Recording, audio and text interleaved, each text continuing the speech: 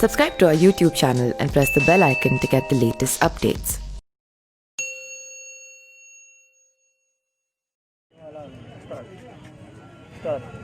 आप देख रहे हैं इस वक्त मुझे और मैं हूँ गाजीपुर बॉर्डर पे। मेरे साथ जो ये तस्वीर आप देख रहे हैं ना, ये हिंदुस्तान है। इसे कभी अलग नहीं किया जा सकता और ना ये कभी अलग होगा। हिंदुस्तान की मिट्टी में ये इतिहास रहा है और आगे भी रहेगा कि किसान प्रदर्शन जो है वो सिर्फ सिखों का या किसानों का प्रदर्शन नहीं है। यहाँ हर धर्म, हर कौम के मानने वाले लोग मौजूद हैं और वो ये जताना चाहते हैं कि किसान जब हल चलाता है और जब इस देश की मिट्टी को चिरता है, तो जब उस गेहूं से इस देश का हिंदू, मुसलमान, सिख, बौद्ध, जैन सबके पेट पलते हैं और किसी एक के लिए किसान काम नहीं करता है। और ये चीज़ें हैं जो इस बॉर्डर पे दिख रही है कि जब किसान परेशान है तो यहाँ हर कौम यहाँ आई है ताकि हम ये जता सके कि हम किसानों के साथ हैं। ये बहुत बेहतर तस्वीर भी है हिंदुस्तान की उस वक्त में जब हिंदुस्तान को धर्मों में बांटने की कोशिश होती है। ऐसे ऐसे कानून लाए जाते हैं जो अलग अलग धर्मों के लिए परेशानी का सबब बनती है। लेकिन ये जो कृषि कानून है ये उस किसान के खिलाफ है जो इस देश का पेट भरता है। और ये बड़ा सवाल है कि आखिर कृषि कानून वापस कब होगा। और किसान जो है बॉर्डर पे डटे हुए हैं, वो इससे पीछे नहीं हटने वाले जब तक कृषि बिल वापस नहीं होगा। लेकिन ये जो हिंदुस्तान हम देख रहे हैं ना, ये मुझे लगता है यही हिंदुस्तान है, क्योंकि सेकुलर ही हिंदुस्तान हो सकता है। किसी एक का कभी हिंदुस्तान नहीं हुआ है। ये ना तो कभी सऊदी बन पाएगा और ना ये कभी नेपाल बन पाएगा। ये सेकुलर है, यहाँ हर चीज़, हर धर्म के लिए हर चीज़ें मौजूद हैं और वो रहेंगी। आप क्या सोचते हैं किसान आंदोलन को लेकर के? आप यहाँ पर क्यों आए हैं? पहले आप अपना परिचय दे दीजिए मुझे। यहाँ थोड़ा कॉलोनी से लोग रखता हूँ, यहाँ मेरी रिहाइश भी है और ये हमारे मेहमान हैं जो हमारे बॉर्डर पे आए हुए हैं और इनकी मैं कद्र करता हूँ, इनका सम्मान करता हूँ कि बड़े जोश के साथ इस सर्दी के ज़माने में जो 6 डिग्री 5 डिग्री के सेल्सियस आ जाते हैं तापमान, इसमें भी डटे हुए हैं। और ये सब अपना हक मन के मांगने के लिए नहीं, यहाँ तक कि जितने भी आवाम हैं, जितने भी कौम मिलत के लोग हैं यहाँ, सबके लिए भलाई चाहते हैं ये।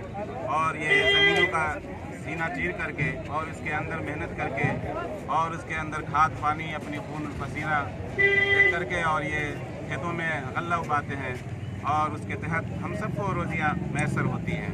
वरना ये चीज़ें अगर ये साल 2 साल के लिए, जैसा कि भाई ने अभी फरमाया कि अगर हम यहाँ बैठे रहेंगे जब तक मेरे अंदर जान है और जब तक बैठेंगे हम अपने खेतों में गल्ला इतना उबालेंगे जो हम खुद खा लेंगे और लोगों को भी यहाँ खिलाएंगे, लंगर जो भी यहाँ वो जुड़ेंगे।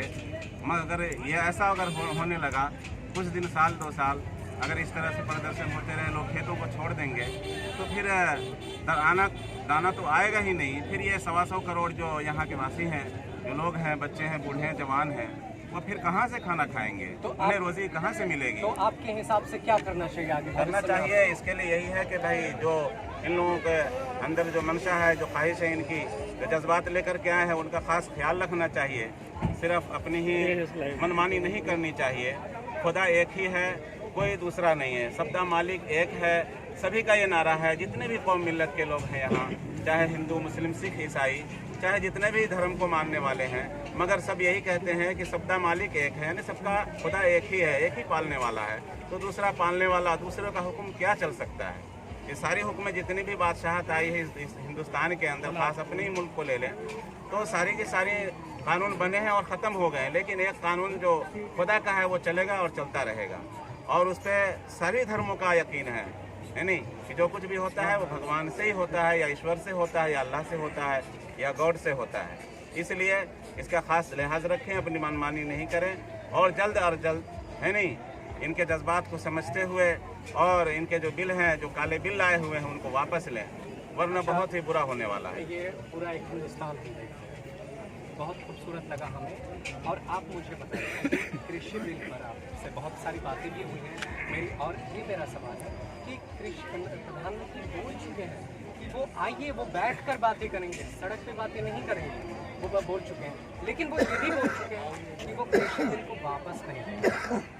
मैं बौद्ध भिक्षु सुमित रतन लखनऊ से आया हूँ। आज गाजीपुर किसानों के साथ में खुले आसमान में बैठा हूँ। मैं आपको बता दूँ कि चाहे जितने धर्म भारत में हों, चाहे वो सिख हो, चाहे ईसाई, जैन, बौद्ध, पारसी, मुसलमान, इन धर्मों से पहले हर आदमी या भारत का किसान है।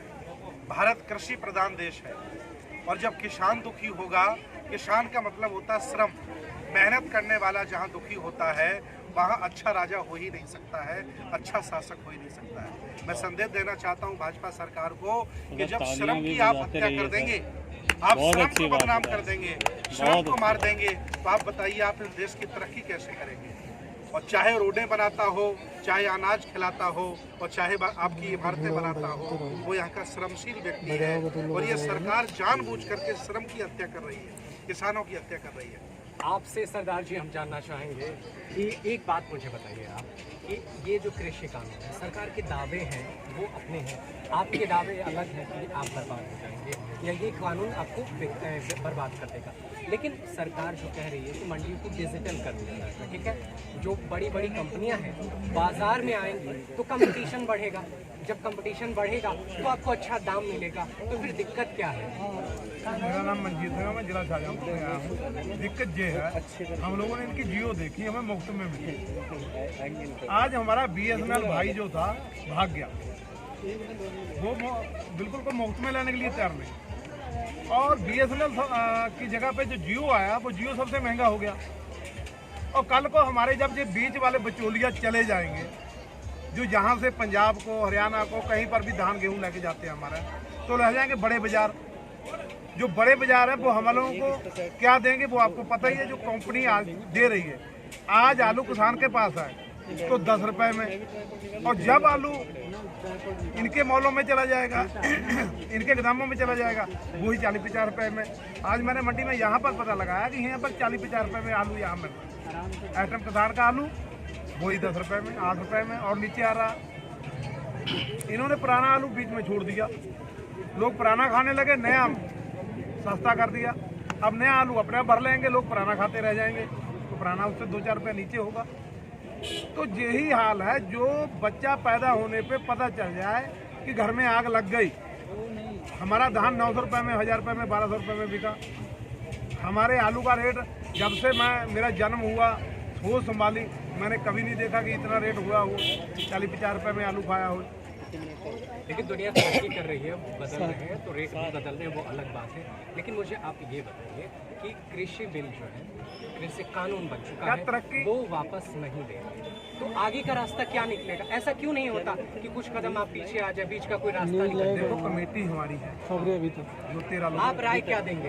जो 13 लोगों की कमेटी है, उनको वो बहुत समझदार है। जिस तरीके से मोदी जी चला रहे हैं ना देश को, वो भी किसानों को चला रहे हैं। जो हमारे प्रतिनिधि हैं वो पूरा सोच समझ के हमारा फैसला लेंगे। लेकिन मैं एक तो चीज़ कहता हूँ कि जो मोदी जी ने बिल बनाए हैं, ये अच्छा किया कि हम लोगों को किसान बता दिया कि हमारी जात क्या है।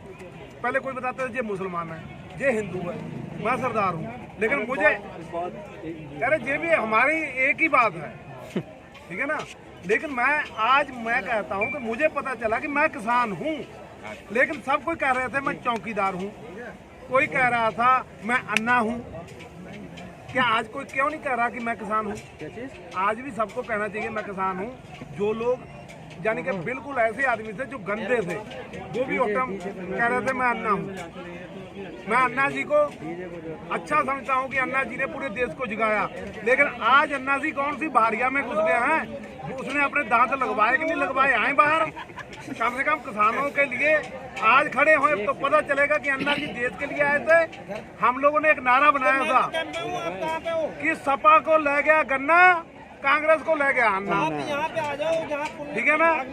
अब आज जो है, आज ये किसान आंदोलन आंधी और तूफान बन के आया है, जो मोदी जी को ले जाएगा। इनको ना तो ये अरमानी जी जो इनकी बड़ी बड़ी कंपनी है, ये बचा नहीं पाएंगी।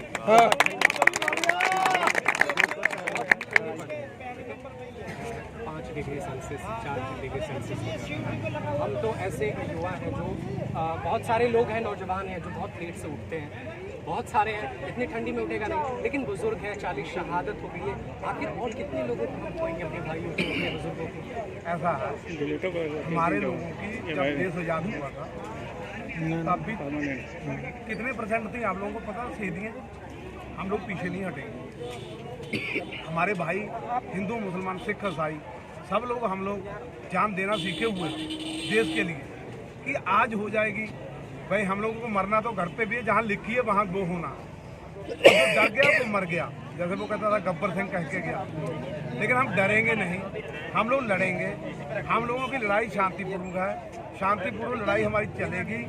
और हमारे जो आगे प्रतिनिधि हैं जो हम लोगों को ऑर्डर करेंगे, अगर 26 जनवरी को कह रहे हैं कि दिल्ली चलना है, दिल्ली चलेंगे, वहाँ भी परेड करके दिखाएंगे इनको कि हम भी लोग बहुत लात नीचे जवानों की तरह मार लेते हैं जब फड़ुआ चलाते हैं। तो हमारे लोगों का कहना है मोदी जी को कि जिद ना करें।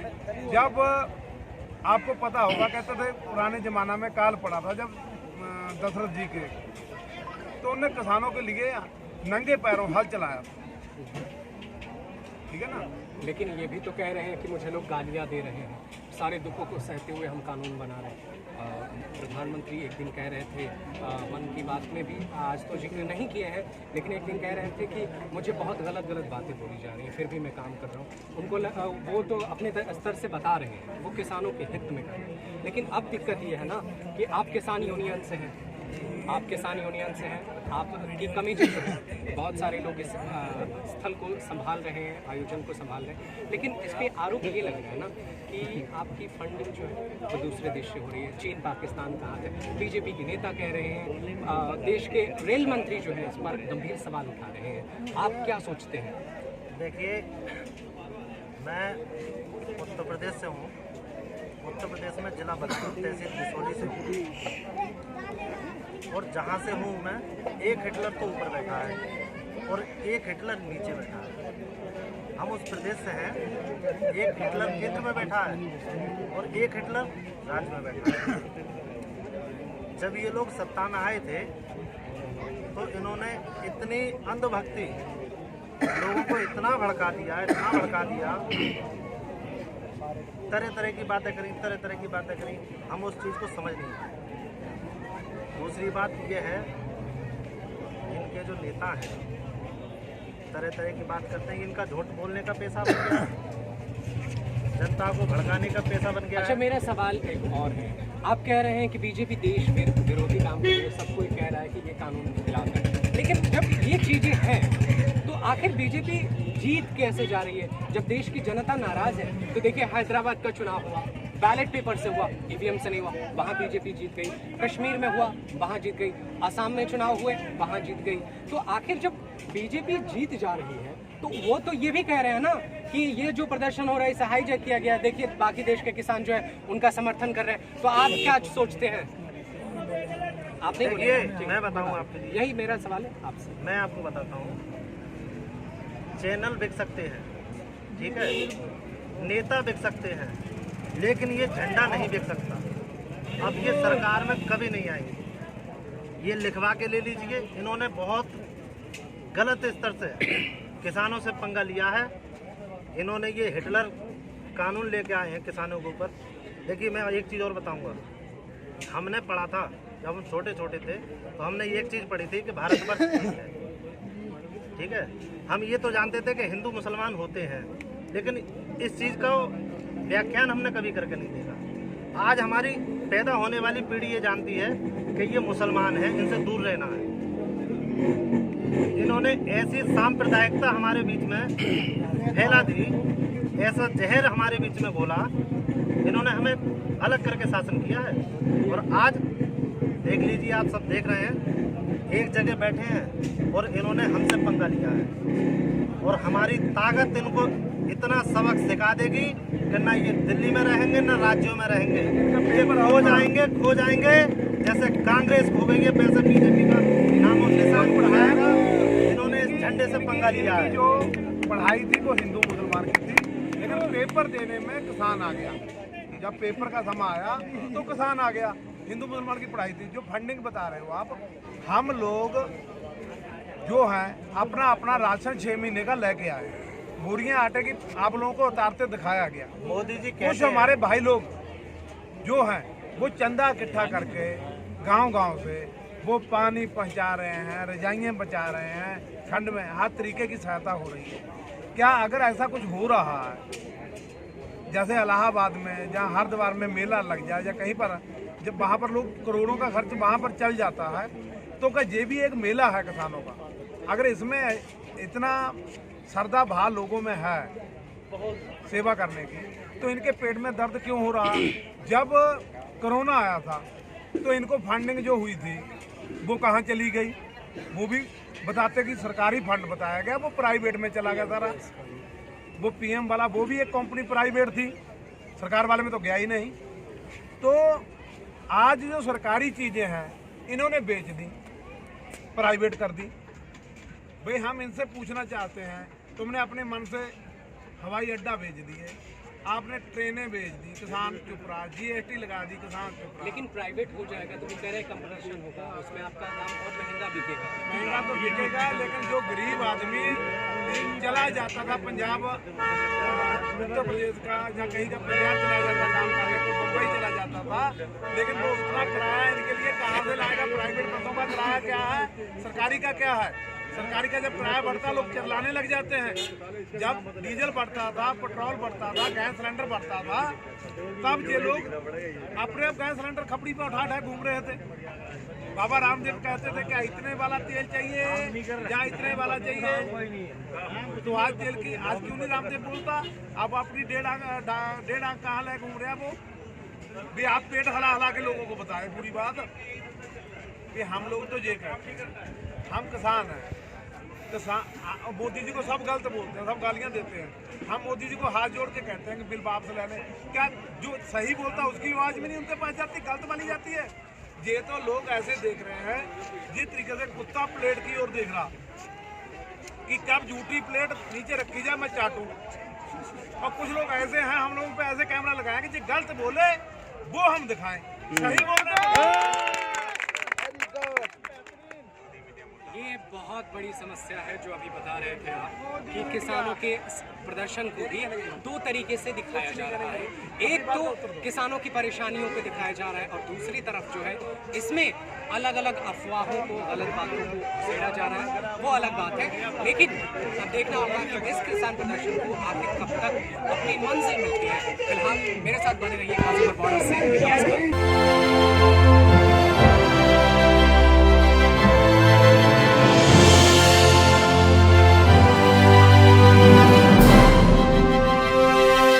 Subscribe to our YouTube channel and press the bell icon to get the latest updates.